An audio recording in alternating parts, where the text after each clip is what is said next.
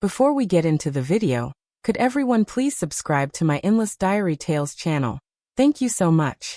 In my past life, I reunited with Ryan Carter at a grand birthday banquet.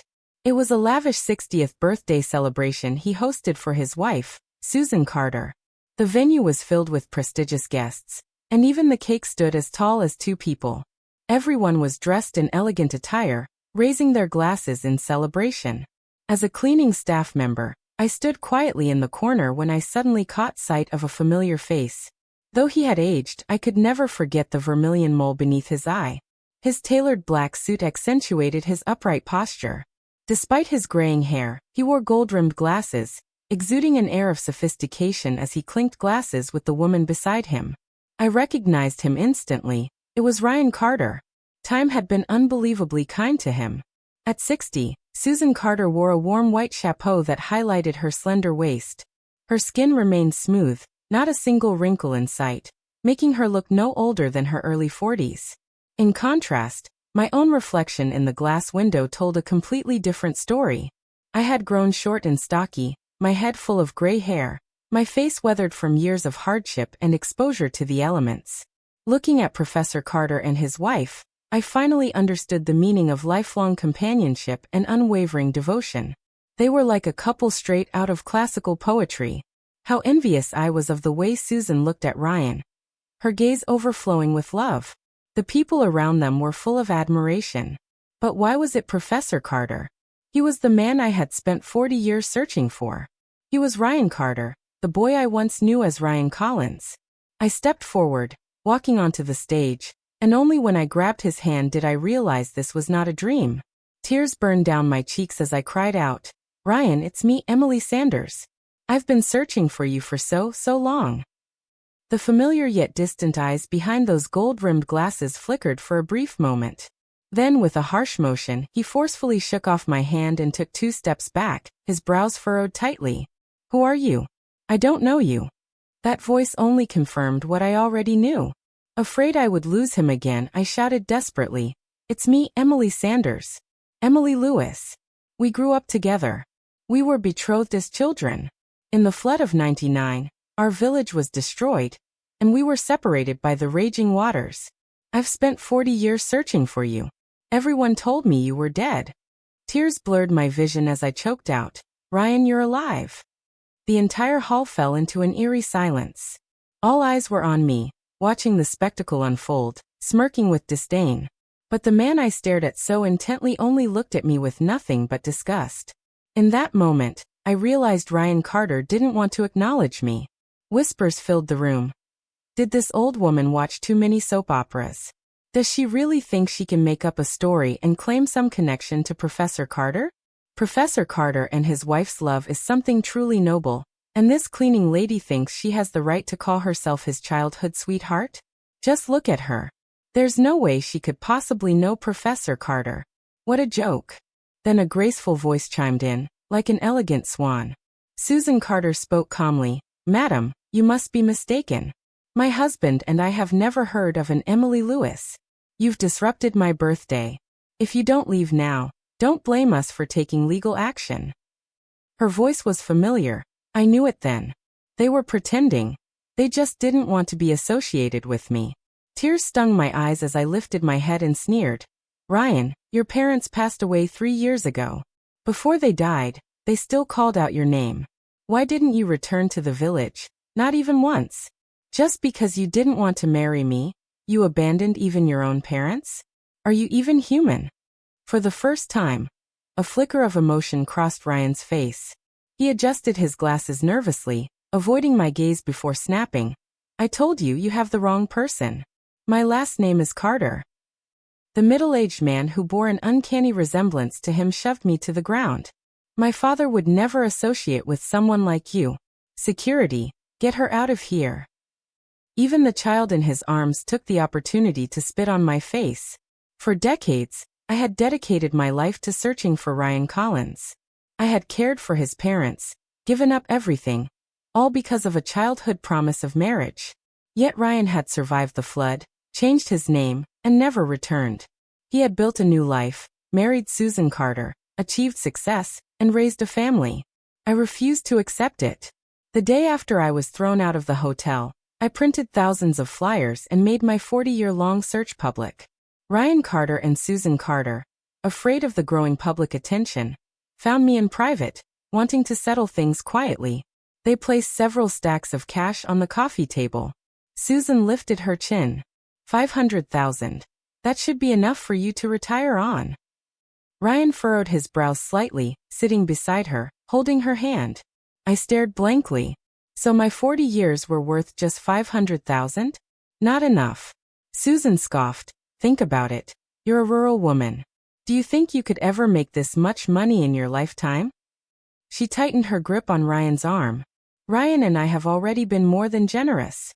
Seeing that I wasn't responding, Ryan grew impatient and stomped his foot. It's all in the past. What more do you want?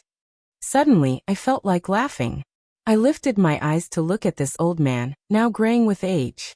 Back then, when you let go of my hand in the flood, it was to save Susan, wasn't it? Ryan didn't even flinch. You knew how to swim. Susan didn't. What else is there to say? But how could he possibly understand? How could he know the guilt that had tormented me for 40 years as I struggled in those raging waters? How I had spent decades believing it was my fault. How countless nights I woke up in terror, haunted by the image of him being swallowed by the flood. And yet, to him, there was nothing more to say. I clenched my fists, lowering my head. My voice trembled as I asked, "What about your parents? At least they were innocent." Ryan let out a cold laugh. Innocent? They tried to force me to marry you. How is that innocent? There wasn't the slightest hint of guilt on his face. Let me tell you something, Emily, he said, his tone full of disdain. I am free. Parents who ignored my wishes weren't worth keeping. And you've seen it yourself. I did nothing wrong. Without you people holding me back, I achieved greatness. If I had actually married you back then instead of Susan, who knows where I'd be now? Probably rotting away in some mountain village full of regret. The more he spoke, the more agitated he became, as if he were the one who had suffered all these years. Susan let out a light laugh. Just take the money and go. I didn't take it. I was afraid that if I did, they would turn around and accuse me of extortion. I left their villa and continued handing out flyers, contacting the media. I wanted to spend the rest of my life exposing their cruelty to the world. But before I could witness their downfall, my body finally gave out. I collapsed on the bridge spanning the river and never stood up again. Ryan Carter and Susan Carter remained a celebrated couple in the eyes of the world, and I was nothing more than a cleaning lady who had caused a scene at a high society banquet. A fleeting figure in short viral videos. When I opened my eyes again, I was back in my childhood home, the old familiar single-story house. You two are betrothed. Why shouldn't you sleep together? If you ask me, you should just get it over with so the Carter family can send over the betrothal gifts. The coarse voice startled me. I turned and saw my father downing another cup of liquor. Stop eating and go meet him already. When I didn't move, my mother patted my hand. Your father is only thinking of what's best for you. If you don't keep an eye on Ryan, someone else will steal him away, she warned. It was only then that I realized I had been reborn. You deaf or something? My father barked. Normally you can't stop talking about Ryan, and now you're acting all shy. I slammed my bowl down onto the table. Dad. Mom. I'm not marrying him. My mother's eyes widened, and my younger brother dropped his chopsticks. The next second, my father's hand swung toward me. I dodged just in time. What nonsense are you spouting? What's wrong with you today? My mother asked, full of worry. My little brother smirked, biting into a steamed bun. So you finally realized Ryan would never be interested in you. I thought you'd never understand. Yeah, why hadn't I understood back then? Why did I have to pour my heart out for someone who was never worth it? In my past life, under my family's pressure, I braved the freezing cold to visit the Carter family. Ryan Carter's parents were kind to me, warmly holding my hands and inviting me in for dinner. But Ryan himself only looked at me with a cold expression. Pulling me outside the door? Running to a man's house at night? Who doesn't know what you're thinking? You're that desperate. I lowered my head, stammering. My dad kicked me out. He said that if I don't stay at your house for the night, he won't let me back home. Of course, Ryan didn't believe me. He scoffed and ordered, I already said I'd marry you. What's your hurry? With a loud bang, he turned and bolted the door. I didn't even notice the blatant disgust on his face. I was too busy feeling overjoyed by his promise that he would marry me. Snow fell heavily that night. Afraid of being beaten when I got home, I sat outside his door for hours, my body slowly freezing in the cold. Only when it was well past midnight did I finally drag my numb legs back home. The moment I pushed the door open, my father noticed and slapped me several times, cursing me for being useless. But even as I endured his blows, my heart was warm because Ryan Carter had said he would marry me. How foolish. But this time, I wouldn't let myself suffer in the cold. I wouldn't let myself get beaten. I wouldn't even go to see him no matter what. I would never marry him. With that, I grabbed 2 steamed buns and slipped into my room. The small, cramped space was filled with traces of Ryan. His discarded calligraphy practice sheets were taped to the walls, and his broken fountain pen sat on my desk along with an old pencil case he had thrown away. I had carefully collected everything related to him, treasuring them like priceless relics. When I thought about how my past life had ended, everything before me suddenly felt disgusting. Without hesitation, I threw every last thing of his into the trash. This time around, I wanted nothing to do with him. The next morning, my mother, Lisa Shao, stuffed 2 boiled eggs into my hands. These are from Ryan. Looking at the eggs, memories from my past life flooded back. No matter the season, I would always carry warm eggs in my pocket, racing to school to place them in Ryan Carter's drawer. One day, he had come to my desk hesitating. Emily, 1 egg isn't enough for me. I had understood he was a growing boy, so from that day on, I gave him both of my eggs. I had never imagined that while I went hungry every morning, Ryan Carter had been offering my breakfast to Susan. When I confronted him, demanding an explanation, he acted like he had done nothing wrong. You already know Susan's family struggles financially. What's wrong with helping a classmate? Then, with a disappointed sigh, he said, I didn't think you'd be this petty. What are you going to do? Ration my meals after we get married too? His words made me feel guilty, and when he mentioned marriage, I blushed uncontrollably. With just a few words, he had fooled me into continuing to give up my breakfast for him. How stupid I had been. Mom, 1 egg is enough, I said flatly. What? You're not eating today? She asked, surprised. Before she could say another word, I peeled the egg and shoved it into my mouth, swallowing it down in a few bites. Under her stunned gaze, I grabbed my things and left for school. Ryan Carter arrived a few minutes later. Minutes after I did, he wore a black coat, brushed the snow off his shoulders, and adjusted his round glasses with a composed expression. His tall, upright figure and scholarly demeanor made him stand out from the rest of us. He never quite fit in with our small village. He reached into his drawer to feel around, but after a moment his hand froze. He searched more carefully, but it was empty. Clearly unwilling to believe it, he bent down and checked again. Still nothing. He abruptly turned his head to look at me, but I was busy memorizing vocabulary, pretending not to notice. Just then Susan walked into the classroom, her head lowered. She wore a clean, floral-patterned cotton jacket, her dark hair braided into 2 neat plaits. Unlike the rest of us, whose faces were flushed red from the biting cold, her skin was radiant and soft like a ripe peach. Her delicate hands made it clear she had never done a single chore in her life. I remembered how Ryan Carter always claimed he was pitiful, but looking at him now, I couldn't see what was so pitiful about him.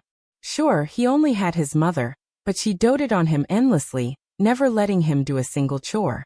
Meanwhile, I had been herding cattle, cutting grass for the pigs, and hauling water from the well since I was a child. And when there was nothing else to do, my father would slap me around just to vent his frustration. My hands were rough like sandpaper. If anyone was pitiful, shouldn't it have been me? But Ryan Carter had never once cared. It wasn't that he didn't see it, he just didn't care. Susan clutched the straps of her school bag as she stumbled over to Ryan's desk. Normally at this time he would hand her the egg I gave him, but today there was nothing. Ryan glanced at her apologetically. It was then that he noticed her pale lips and the way she swayed unsteadily. He realized she was having her period. Sit down and drink some of my warm water, he said gently. Wait here, I'll be right back. I heard everything. The next thing I knew, Ryan was standing right in front of my desk looking anxious. Emily, where's my egg? There isn't one. There won't be any more. I kept my eyes on my book. Ryan grew agitated. Emily, don't play around. I just need my share today. Without waiting for an answer, he reached straight into my school bag and started rummaging through it. I was so furious I nearly exploded. I yanked my bag back and held it tightly in my arms. I said no. Do you not understand? My voice was so loud that the whole class turned to look at us. Ryan awkwardly adjusted his glasses. It's just an egg. Why are you making such a big deal out of it? If you don't have one, then fine. I laughed. You and Susan have been together for 156 days. 2 eggs a day means you've eaten 312 of my eggs. I couldn't hold back my anger anymore and shouted, Pay me back. Give me my money. Ryan's eyes widened. He had never imagined I would say something like that to him. Emily, are you crazy? I grabbed him by the collar and turned to Susan. You two shameless people, pay me back right now. Tears welled up in Susan's eyes. She covered her face and sobbed at her desk. The classroom buzzed with whispers. I'd feel bad if I ate even 1 egg from someone, but he's eaten over 100, and she's the one crying. They're already struggling financially, and yet they had the nerve to take food from her. I knew something was off about those two. I can't believe Emily Sanders put up with this for so long. If it were me, I would have lost it ages ago. The murmurs grew louder and louder. Suddenly, Susan shot to her feet, tears streaming down her face. I never begged Emily to give me eggs, she shouted. She glared at me hatefully and pointed a trembling finger. Ask him yourselves. Have I ever forced him? He knew my family was struggling and offered to help on his own. And now he regrets it, so he wants to ruin my reputation. How are Ryan and I supposed to face everyone after this? I had underestimated how shameless Susan could be. If she dared to twist the truth like this, then fine. I raised my voice and shouted, Yeah, I regret it. So what? Pay me back. Give me my money. I pushed my chair back, making a loud screeching noise. Susan flinched and stepped back in fear. Someone whistled from the crowd. Whoa, the wife and the mistress are fighting. Who's his wife? I would never marry him. I snapped, glaring in their direction. Ryan grabbed my wrist, gripping it tightly, afraid I would actually charge at Susan. Emily Sanders, have you not embarrassed yourself enough? He hissed. You're making such a huge scene over a few eggs. Fine, you want money? I'll pay you back. Ryan Carter said, shoving my arm away. This has nothing to do with Susan. You forced those eggs on me. I never owed you anything. Pain shot through my arm, but I refused to back down. I met his gaze head-on, a bitter sadness rising in my chest. There was a time when he would stand up for me when I was wronged, when he would take care of me anxiously if I was sick. But after Susan appeared, everything changed. I finally understood. He was no longer the person I once knew. Ryan Carter, I hate you. I will never marry you. Tears fell silently down my face. Seeing me cry, Susan immediately burst into louder sobs. Ryan, who had just started to soften, grew cold again. He pulled back the hand he had reached toward me, curling his lips in disdain. Good, that's exactly what I wanted. Then he turned and hurried to Susan's side, crouching by her desk and comforting her in a soft voice. The next morning, Ryan slammed a few bills onto my desk without looking up. I took the money and stuffed it away. From that moment on, I never followed him around like I used to. Ryan spent nearly every day glued to Susan, whether it was during class, in between periods, or on the way to and from school. But sometimes, out of the corner of my eye, I caught him watching me as if he was waiting for me to change my mind. But this was an era where knowledge could change your fate. No matter how noisy the world around me was, I poured all my energy into studying. I had the chance to change my destiny. I made it to my senior year of high school, and my grades were decent, but my father said girls who study too much become too opinionated. They start competing with men for power. Once you marry Ryan, are you planning to argue with him every day? You should drop out sooner rather than later. That way, we can save some money for your little brother. I refused to accept it. I went to Ryan, hoping he would support me. At the time, he was practicing calligraphy. He barely lifted his eyes, uninterested in a decision that could change my entire future. "Isn't your biggest dream to be a good wife and mother, to spend your life by my side?" he said indifferently. "What's the point of studying?" I didn't hear the mockery in his tone. My face flushed and I stammered, "I never said that," but the excitement of being noticed by him drowned out my unwillingness. So in my senior year I dropped out. Even my homeroom teacher tried to talk me out of it. "You have the potential to get into a great university," he said. "Don't give up on yourself." But I only smiled and replied, "Teacher, for a village girl like me, making it to high school is already more than enough." After that, I stayed home, working on the farm and patiently waiting for Ryan Carter to marry me. But in the end, a flood tore our lives apart, and I wasted 40 years of my youth for him. I gave him my entire life while he built a new one with Susan, surrounded by children and grandchildren, enjoying the warmth of a family. Now that I had been reborn, I made up my mind. I would go to college, and I would never have anything to do with Ryan Carter again. I did well in most subjects, but math was my weakness.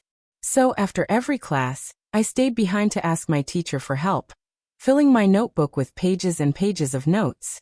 I never imagined that something I treasured so much would be destroyed by Susan. That day after lunch at home, I rushed back to school without resting. On the way, I ran into Ryan at the entrance of the alley. Our eyes met. He crossed his arms and let out a cold laugh. "I thought you hated me. Couldn't even hold out for a few days before coming to find me, huh?" I ignored him, quickening my pace to widen the distance between us. I just wanted to get to the classroom as soon as possible and organize my notes. We walked in silence all the way to the classroom door. Just as I reached it, Ryan Carter suddenly strode forward and grabbed my arm. "Emily Sanders, let me tell you something. You can keep up this act all you want, but my patience has limits. When the engagement is called off, don't come crying to me." I lifted my head and calmly met his gaze. "I already told my parents I was the one who called off the engagement, not you."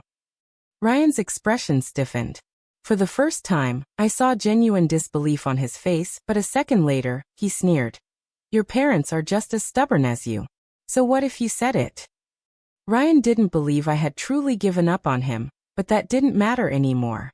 In 6 months, I would take the college entrance exam, leave this place, and be rid of him forever. "Let go," I said forcefully, pulling my arm free. I pushed open the door and walked into the classroom, only to be met with the sight of Susan standing in front of the trash can, holding my notebook in her hands, ripping it to shreds page by page. In an instant, rage boiled through my veins. I lunged forward, yanking her braided hair and throwing her to the ground. But it was too late. The notebook I had treasured, the one filled with all my study notes, was already in pieces, soaking in the dirty water of the trash can. "Emily Sanders, what are you doing?" Susan shrieked, scrambling to her feet and swinging her fists at me. I kicked her back down. Years of farm work had made me strong. Susan had no way to fight back. "Why did you touch my notebook?" I demanded, slapping her hard across the face. Suddenly, a powerful force struck me from behind. An arm wrapped around my throat, yanking me away and tossing me aside. My forehead slammed into the edge of a desk, splitting open and bleeding. Dazed, I looked up only to see Ryan Carter shielding Susan in his arms. The sound of Susan's sobs made his eyes burn with fury. "Emily Sanders, have you lost your mind? It's just a notebook. Was that worth beating someone up over?" At that moment, a memory flashed through my mind. Ryan, when we were little, standing in front of me with his arms spread wide, shielding me from a group of older boys. Back then, he had been small, just slightly taller than me, wearing a thick cotton jacket, clenching his tiny fists. He had shouted in his high-pitched voice, "No one is allowed to bully Emily. If you do, I'll beat you up." He had grown up with his whole heart set on me, but the person who once promised forever had changed so easily. I bit my lip hard, tears streaming down my face. Ryan finally noticed the wound on my forehead and was about to speak when Susan suddenly wailed. "I didn't know it was Emily's notebook. I saw it on the floor and thought it was trash. I swear I didn't know." Maybe Ryan felt a little guilty toward me, but I would never compare to Susan. He gently checked her for injuries, seeing a faint scratch near her ear, and immediately became furious. Emily, you haul water and shovel manure every day. You don't know your own strength. What if you left a scar? Could you take responsibility for that? He punched the desk beside him. How could someone like you ever be a match for me? The tears had cleansed my anger. Looking at Ryan's expression full of disappointment, like I had failed him, I wiped my face dry and met his gaze head-on. It's not me who isn't worthy of you, Ryan Carter. It's you who isn't worthy of me. Ryan's head snapped up, disbelief flashing in his eyes. My torn notebook could never be salvaged. From that day on, I never spoke to him again. Whenever we passed each other in the hallways, I kept my head down, treating him like a stranger. Several times, he waited for me on the way home, as if wanting to say something, but I always walked past him, without a glance, making him so furious that he shouted behind me, "Fine, Emily Sanders, if you're so good at pretending, keep it up for the rest of your life." When my homeroom teacher found out about the destroyed notebook, he pulled me aside between classes. He patted my arm and said, "Emily, the college entrance exam is in just a few months. You have to focus on your studies. Don't waste your time on these petty things." I smiled. "Don't worry, sir. I won't let trashy people or their drama distract me." The teacher nodded, sighed, and said, "When you wanted to drop out, I tried so many times to talk you out of it, but you never listened. I lost sleep over it, wondering why a girl with your potential would throw away her future. So what made you change your mind?" Instead of dwelling on the past, I focused on the fact that I would be leaving this place to see a much bigger world. Unlike me, who devoted every waking moment to studying, Ryan Carter and Susan grew closer by the day. They spent all their free time together, doing homework side by side, laughing and teasing each other behind my back. People whispered that in the end, the first wife had been cast aside, but I knew Ryan too well. He wasn't just getting close to Susan. He was deliberately watching my reaction, waiting for me to break down, to revert to the pathetic girl who used to trail behind him like a shadow. He didn't need to bother. At this point, even if they kissed in the middle of the classroom, I wouldn't feel a thing. Ryan Carter no longer mattered to me. I truly wanted nothing to do with him. But life never went the way I wanted. A month later, I saw him again at his coming-of-age ceremony. I hadn't planned to go. In my past life, that day had left me utterly humiliated. Back then, I had started preparing for his coming-of-age gift months in advance. Every night, after finishing farm work and homework, I would sit under the dim light and knit him a sweater. It took me 5 months, knitting, unraveling, and reknitting, until it was finally perfect. At the banquet, the villagers teased that since we were both adults now, we should be married the following year. Sitting across from me, Ryan's handsome face made me blush, and I instinctively lowered my head, my ears burning. Susan, furious, stomped her foot and ran out of the banquet hall. Ryan saw the whole thing, then in front of everyone he suddenly exploded. He grabbed the sweater I had made for him and flung it onto the table. The steaming soup spilled over it, staining the once pristine white wool yellow. The alcohol burner nearby caught the edge of the fabric, and in an instant, the sweater went up in flames. His fists clenched, his eyes burning with rage as he glared at me. "I hate white the most," he snapped before storming off to chase after Susan. After that night, the entire village was filled with rumors about my disgrace. How could I willingly walk into that same humiliation again? But I never expected that my parents would secretly take the sweater I had knitted and bring it to the banquet as an apology gift. I couldn't let them give it to him. Never. I bolted out of the house, running as fast as I could. At the village's largest restaurant, the banquet was already in full swing. Just like before, long tables were lined up, packed with villagers eating and drinking. At the center of the main table sat Ryan Carter, his eyes scanning the crowd, his expression tense until he spotted me. The moment he saw me, his shoulders relaxed, and he lowered his head, pouring himself a drink. As I stepped closer, his smirk deepened. My father pulled the white sweater from the bag and presented it to Ryan, as if it were a rare treasure. "Look at this. My daughter spent over 5 months knitting this. Her hands are full of calluses because of it." Ryan's mother beamed with delight. "Emily really knows how to take care of people." I can't wait for her to officially join the family." My mother laughed along at everything that was said before Mr. and Mrs. Carter, especially you, Ryan. "Please don't take it to heart. Young couples always have their little fights. It's normal." My father quickly chimed in. "Exactly. And I've read Emily's diaries from when she was little. Every single wish she wrote was about marrying Ryan." Ryan sat there holding the sweater, an amused smirk tugging at his lips. I never took her words seriously. His tone was indifferent, but his eyes carried a hint of satisfaction. "Emily, you're finally here." Ryan's father called out to me. "Your parents said you had a fever. I thought you wouldn't come." I stood there, my gaze locked onto Ryan. I reached out and grabbed the sweater. Ryan's brows furrowed as if he hadn't heard me correctly. I didn't say another word. I simply tried to yank it from his hands, but my mother grabbed my arm, stopping me. Ryan, startled, clutched the sweater tightly and took a step back. "Emily, what are you doing in front of everyone?" he demanded. My father shoved me aside. "A gift given cannot be taken back." All eyes turned to me. "This is mine," I said, my voice unwavering. "I'm not giving it to him. You spent months knitting this sweater for Ryan. Do you think I wouldn't know?" My mother's face was cold. "It's mine," I said firmly, ignoring her attempts to stop me. I pushed through the crowd and yanked the sweater from Ryan's hands. He stood frozen, staring at his now empty hands. My father, furious, raised his hand to hit me. I slapped his arm away and in front of everyone shouted, "Mom! Dad! I don't like Ryan Carter anymore, not even a little." I turned to the village chief, Mr. Joe. "I want you to be my witness. Our childhood engagement is officially over." The once lively banquet fell into complete silence. Out of the corner of my eye, I saw someone stand up. Susan.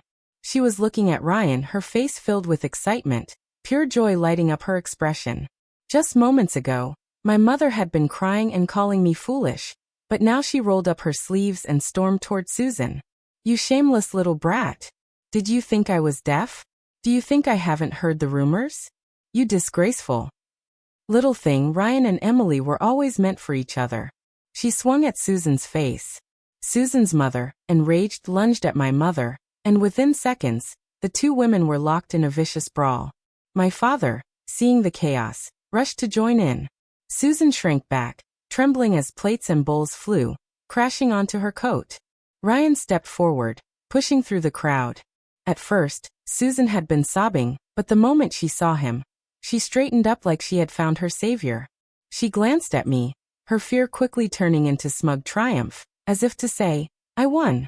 "Yes, Ryan, go to her right here in front of the whole village.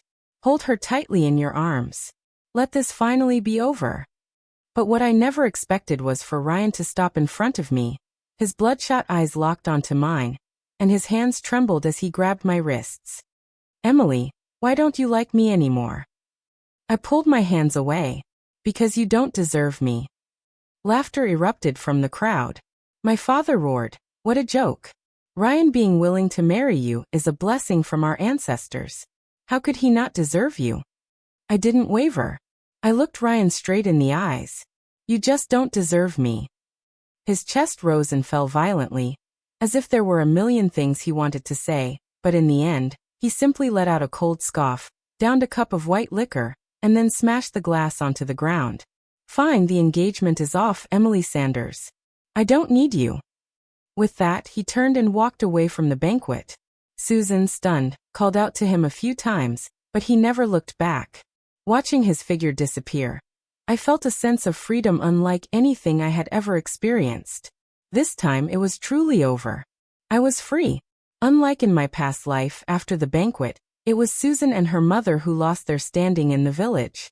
People gossiped that ever since Susan's mother became a widow, she had been restless, and now her daughter was following in her footsteps, trying to ruin my engagement. Ryan's parents, knowing my feelings, spent the entire night trying to change my mind. "Ryan has always put you first," his mother pleaded. "Maybe he's been a little distant, but that's all because of Susan." Everyone tried to convince me as if my life would be ruined without Ryan Carter. I knew there was no reasoning with them, so I simply kept quiet. As long as I got into college, I could leave this place forever. Though the village was filled with gossip, Susan didn't seem to care. Now that my engagement with Ryan was broken, she no longer had to hold back. In the classroom, she openly wrapped her arms around his waist, pouted at him, and pinched his face while sweetly calling his name, proudly declaring to everyone that Ryan Carter was her boyfriend. Ryan said nothing. He didn't resist. He just silently accepted it. This should have been a big deal. Ryan Carter should have blushed with excitement, lifted Susan into his arms, and spun her around in joy. He should have taken her home, stood in front of his parents to shield her from their scolding, and defended their love. But his reaction was lukewarm. What was even more surprising was that after they got together, instead of becoming happier, their relationship was filled with growing tension. In my past life, Ryan only sought out Susan after he had become successful. With money, all problems could be smoothed over.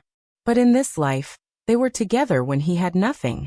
When poverty enters the door, love flies out the window. Susan resented that Ryan's parents were poor farmers, unlike her best friend's family, who had gone into business and now owned several companies. She also resented Ryan for being emotionally distant. Her best friend's boyfriend was charming and affectionate, while Ryan, after winning her over, had become as cold as stone. As the new year approached, they had a huge fight in class. Susan wanted Ryan to go to town with her to buy new clothes for the holiday, but he refused, saying finals were coming up and studying was more important. No matter how much she begged, he wouldn't go. In a fit of rage, Susan screamed at him in front of the whole class, pounding her fists against his chest. Then she started comparing him to her best friend's boyfriend, saying how thoughtful and caring he was. Ryan, furious, shoved her back against the wall. If you like him so much, then go be with him. Every day, they were like characters in a dramatic soap opera. The class was thoroughly entertained, gathering around to watch and laughing at their fights. Susan, as usual, ended up sobbing at her desk. Ryan, irritated, packed his bag and walked out of the classroom. That was the first time he had ever skipped class. As he walked down the hallway, we passed each other. He stopped and, in a voice filled with frustration, called my name. I didn't look back. When the final exam results came out, Ryan, who had always ranked first in the school, had completely flunked. He had dropped out of the top 30. Meanwhile, I had climbed to 10th place. Holding my report card, I ran home excitedly, eager to prove to my family that my hard work had paid off. But my father wasn't happy. Instead, he threatened me. Go apologize to Ryan, and tell the Carter family to finalize the engagement immediately. Otherwise, don't expect me to pay your tuition next semester. I slammed my chopsticks on the table. I've told you 1,000 times, I'm not marrying Ryan Carter. My father lost it. He grabbed a shovel from behind the door and pressed the cold metal against my throat. You think you're something special now, huh? Ranking 10th in the school makes you feel powerful? You think anyone else would marry you if you don't marry Ryan? Answer me, are you going to marry him or not? My mother sobbed in the background, trying to pull him away. My younger brother continued eating, completely indifferent. This was how I had lived my whole life. Everything good had always gone to my brother, while I was treated like a piece of furniture. Only noticed when someone needed to take their anger out.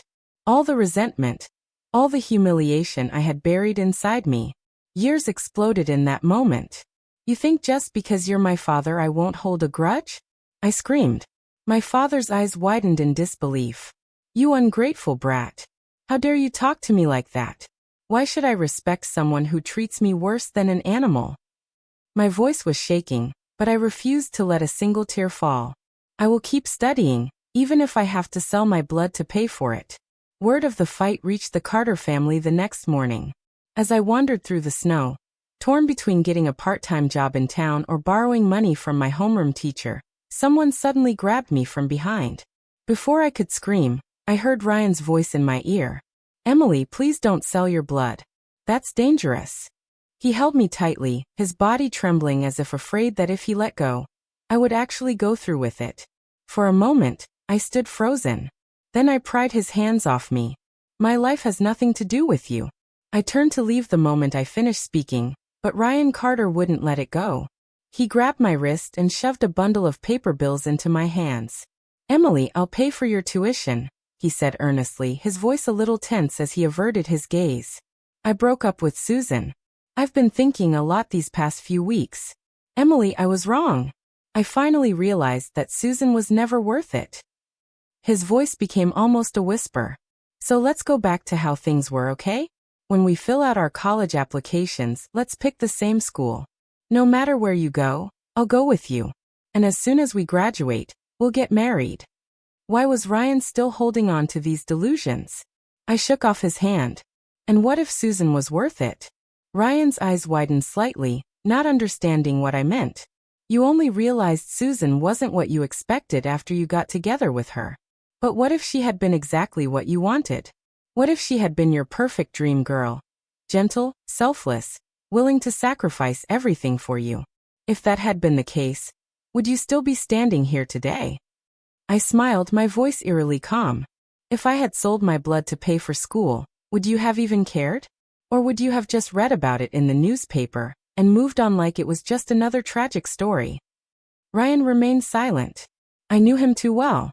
You think I was joking when I said you don't deserve me, don't you? My tone was light, almost amused, but I wasn't joking. You really don't deserve me. When I loved you, I was willing to give you both of my eggs without hesitation. But if the roles were reversed, no matter if it was me or Susan, you would have only been willing to spare just one. That's the difference between us. You're selfish, Ryan. You don't know how to love. I buried my face in my scarf, stepping back. Don't come looking for me again. It's disgusting. That day, Ryan stood in the snow for a long, long time. In the end, it was his parents who came and dragged him back home. Even so, I couldn't bring myself to borrow money from my homeroom teacher. I decided to take on a winter job first. If that wasn't enough, then I would consider asking for help. That night, my mother pushed open my bedroom door.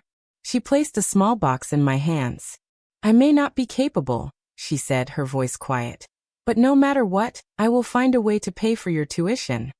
Under the dim light, she patted my hand. It was only then that I noticed how rough and calloused her fingers had become, as coarse as sandpaper. It wasn't just me, my mother had suffered too. I threw my arms around her, suppressing my sobs as I swore. Mom, I will get into college, and I will give you a better life.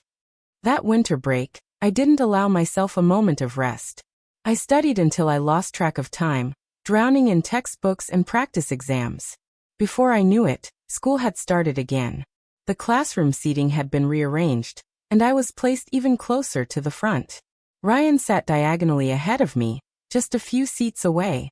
He turned back to glance at me, his expression a mix of guilt and relief.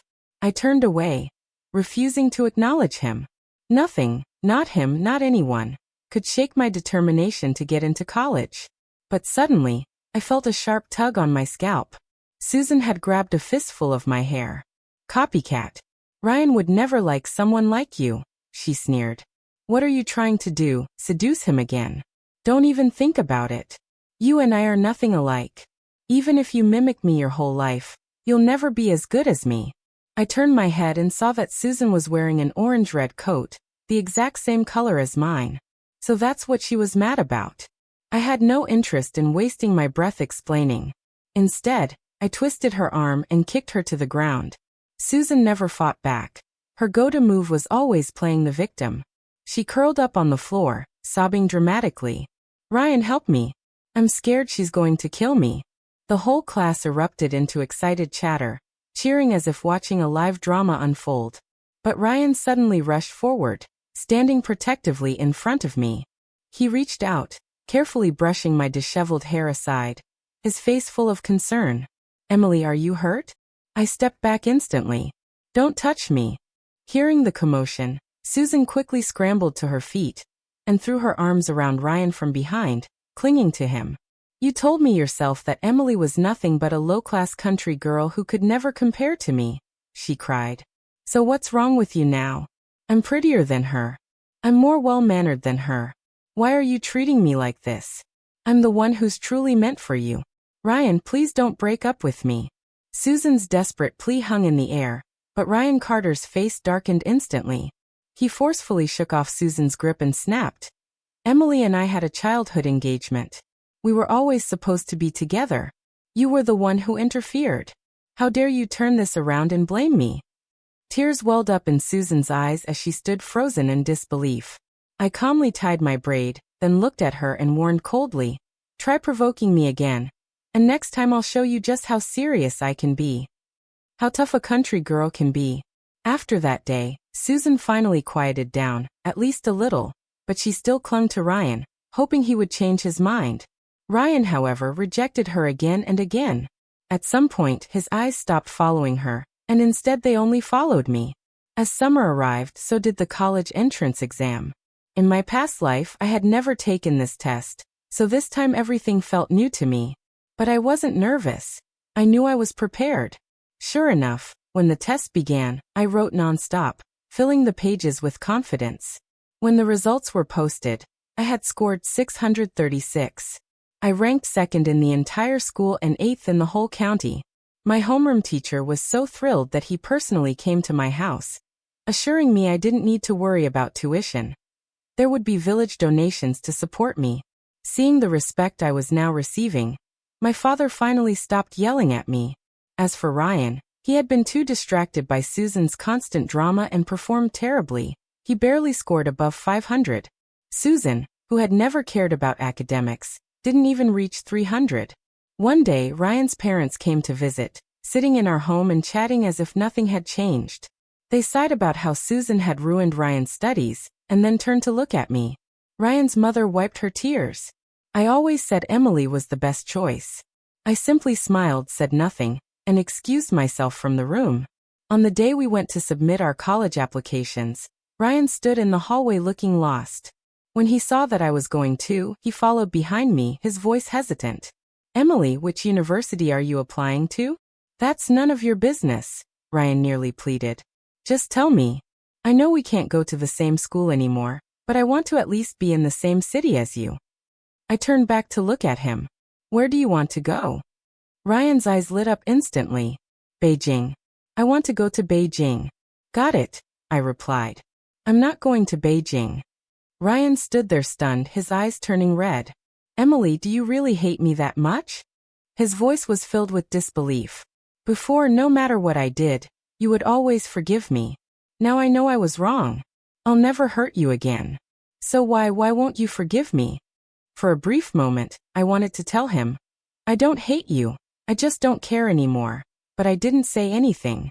I didn't even look back. For someone who no longer mattered, ignoring him was enough. After submitting my college application, I waited at home for the acceptance letter. Then the heavy rains began. Day after day, the storms grew worse. As I marked off the dates on my calendar, I felt a creeping sense of unease. This was the same time in my past life when the flood destroyed our village. Every year, our village experienced a few major storms. No one took them seriously, not then, not now. I told my parents, "This rain isn't normal, we need to leave." They brushed me off. "You're just anxious about your acceptance letter. Stop worrying over nothing, it rains like this every year." I didn't dare waste any more time. That night, I grabbed an umbrella and ran through the downpour to find my homeroom teacher. He was the only person who had ever believed in me. With his support, we convinced the village chief to contact the dam workers upstream. The response wasn't reassuring.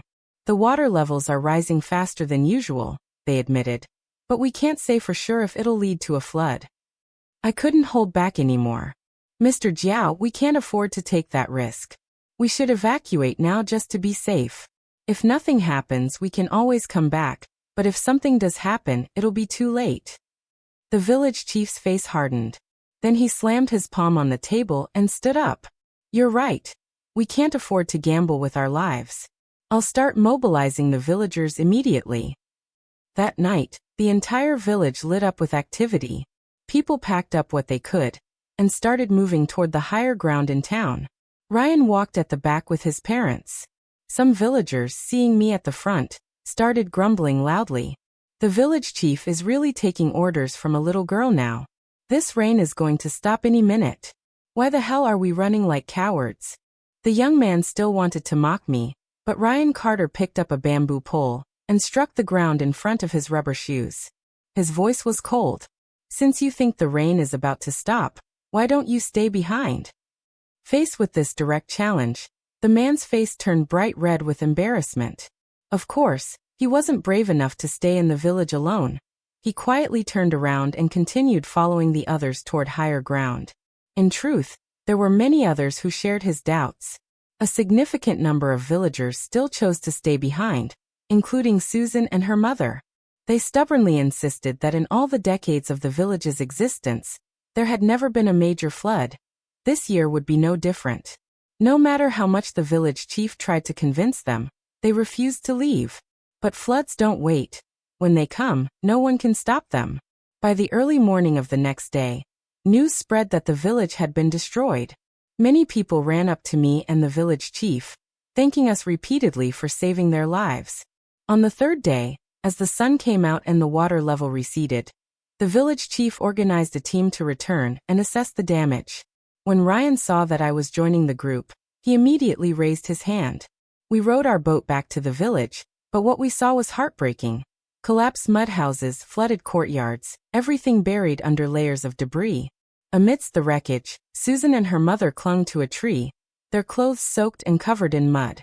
The moment they saw us, they burst into desperate sobs. "Help us, please save us." Susan's white nightgown had long been stained brown with dirt. The surrounding water was filled with floating debris, making it impossible for the boat to get close. Someone called out, "Emily, swim over there with 2 life rings." Without hesitation, I helped another villager onto the boat, and then turned to dive into the water towards Susan. I never expected that in such a life-threatening moment, she would still try to harm me. Just as I reached her, Susan slapped the life ring out of my hand and pretended to lose consciousness, dramatically sinking into the water.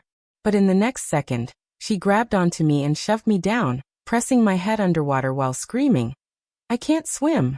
I'm so scared." Ryan was not far away. Susan didn't believe she was about to die. She was certain Ryan would come save her. I was a strong swimmer, but Susan clung to me like a drowning monkey, dragging me under. Mouthfuls of muddy water flooded into my lungs, my vision darkening. Ryan, who had seen everything, immediately let go of the boat's oar. He had never swum so fast in his life. He had never been so terrified. Susan, delighted, cried out, "Ryan, save me." But just then, a strong wave surged forward, and both Susan and I were swept away. The violent current carried floating debris, and just as a heavy wooden beam came crashing down toward me, arms stretched out, blocking it.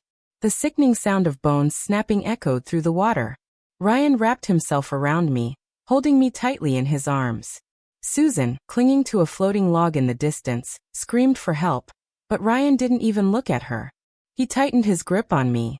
A piece of steel rebar scraped across his back, slicing through flesh. A crimson mist bloomed in the murky water. I heard a muffled groan escape from his throat, but his arms never loosened. Eventually, we drifted downstream and washed up on the riverbank, where we were rescued. As soon as I regained my senses, I rushed to check his injuries. Seeing my anxious expression, Ryan, pale-faced and weak, suddenly smiled. He reached out, gently cupping my face, his voice trembling. "Emily, can you call me Ryan again just once?" I froze. In my past life, I couldn't bear to see him hurt, but now his suffering only felt ironic. "Ryan Carter, do you think this makes up for everything?" I spoke coldly. "I won't be moved by this, and I will not get back together with you. How many times do I have to say it? We were over a long time ago." The light in his eyes shattered completely. As the floodwaters receded, the village began rebuilding. This time, there were no casualties. For the first time, I could finally breathe in relief. Word spread quickly about what Susan had done. The villagers, seeing me as their savior, turned their backs on her family. Ryan's parents, knowing that their son had saved me once again, came to propose marriage, hoping to use this life-saving debt to bring us back together. Of course, I refused, but before I could even speak, Ryan was the one who stopped them. His arm, now in a cast, rested on his lap as he looked at his parents. "Mom, Dad, stop forcing Emily," he turned to me, his expression filled with rare determination. "I don't deserve her." His voice was quiet but firm. Then he met my eyes. "But Emily, please wait for me. I promise I'll work hard to catch up to you one day. I'll be good enough for you again." That day, Ryan left behind a piece of calligraphy. It was a poem, one I had once loved when I was deeply in love with him. Back then, no matter how much I begged, he had never given me a single word of his handwriting. Now, when I no longer loved him, he finally gave it to me. He actually gave it to me willingly. On the thin rice paper, the ink spread beautifully, forming the words: "Spring banquet, a cup of green wine, a song sung again. I bow thrice with 3 wishes. 1. May my beloved live 1,000 years. 2. May I always see him. 3. May we be like the swallows on the beams, meeting year after year." But what was the point of seeing him again? I crumpled the paper into a ball and threw it into the trash. At last, I left the village and moved to the city to begin my college life. I majored in computer science, one of the hottest fields in the early 21st century. With memories from my past life, I worked tirelessly to stay ahead of the curve. While in college, I sold CDs and worked as a computer tutor. Later, I started a small training center. Once I had saved enough money, I immediately took out a military loan and bought an apartment, fulfilling the promise I had once made to my mother. Money was truly a powerful thing. With financial independence, my father no longer dared to say a single harsh word to me. Even my usually indifferent younger brother learned to read the room, treating me with respect and caution. From the moment I enrolled, Ryan Carter kept looking for me whenever he had time. Sometimes he just watched me from afar. Other times he would approach, speaking as if he were in a one-man play, updating me on his life. I found it annoying and told him to get lost. Then one day, a boy appeared by my side. He was completely different from Ryan. Never aloof, never pretending to be superior. He would give me everything he had if he could. For the first time, Ryan, who had remained calm until now, completely lost control. He grabbed my shoulders and shook me violently. "Emily, why didn't you wait for me? I've been trying so hard to be worthy of you. Why do you pretend not to see me?" I clenched my fists, forcing down my irritation. "Why should I care about you?" I snapped. "Get lost. Stop interfering in my life." Ryan shook his head in disbelief. The next second, Quinn, the boy beside me, grabbed him and pinned him to the ground. "If anyone here is pretending, it's you, Ryan," Quinn said coldly. "Emily hates you. You're the one who's been acting blind all this time." Then he turned to me, his voice softer. "Emily, go back to your dorm. I'll take care of this." I nodded and quickly left. Behind me, Ryan screamed, "Emily, don't go. Please don't leave me." After that incident, I braced myself for him to keep pestering me, but surprisingly, 5 months passed, and it was as if Ryan had vanished. Later, I found out why. Ryan had married Susan. Apparently, after causing a scene at my college, Quinn and I reported him to the police. He returned to his university. With a major disciplinary record drowning in frustration, he turned to alcohol. One night, in a drunken stupor, he went to Susan's place. They ended up in bed. Susan then threatened him. If he didn't marry her, she would ruin his life completely. So, while still in his 3rd year of college, Ryan was forced into a rushed and shabby wedding back in the village. When I learned about it, I finally breathed a sigh of relief. 8 years after graduating, I returned to the village for the first time. This time, it wasn't for personal reasons. I was here to discuss building a girls' school. Over the years, my computer training business had flourished, expanding to 3 branches. But no matter how far I had come, I could never forget the longing in the eyes of young village girls. Girls like me who desperately craved knowledge. When I earned my 2nd major paycheck, I shared my plan to build a school. Quinn was incredibly supportive and came with me to the village. That spring, we walked through the fields with local officials discussing potential locations for the school. Suddenly, a sharp, furious voice cut through the air, stopping everyone in their tracks. "You useless drunk. All you do is drink. Why don't you just drink yourself to death already?" Susan stood in front of a house, clutching a baby in her arms. With a vicious kick, she sent a man stumbling out the door. His hair was a mess, his clothes tattered, resembling a homeless man. He rolled twice on the ground before settling there, taking swigs from a bottle of cheap liquor. Then, as if sensing something, he suddenly froze, his gaze locked onto mine.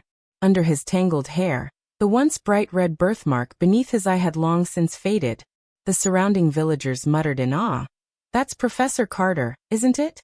Seeing the scene unfold, several town officials quickly moved to shield me.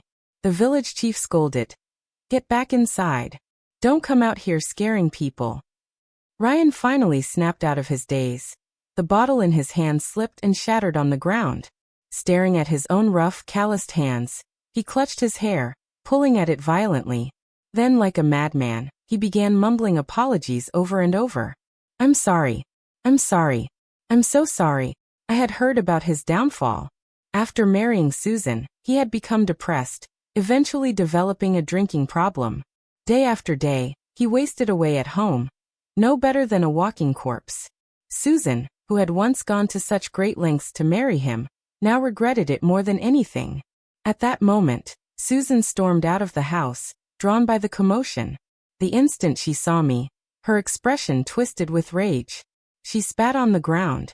"What the hell are you looking at? Trying to rekindle old feelings? Fine. Take him. Pick up this pile of trash and get out of here." "Don't talk about Emily like that." Ryan Carter suddenly jumped up, shoving Susan. They began wrestling in the dirt, screaming accusations at each other. "This is all your fault," Ryan shouted. "You ruined my life."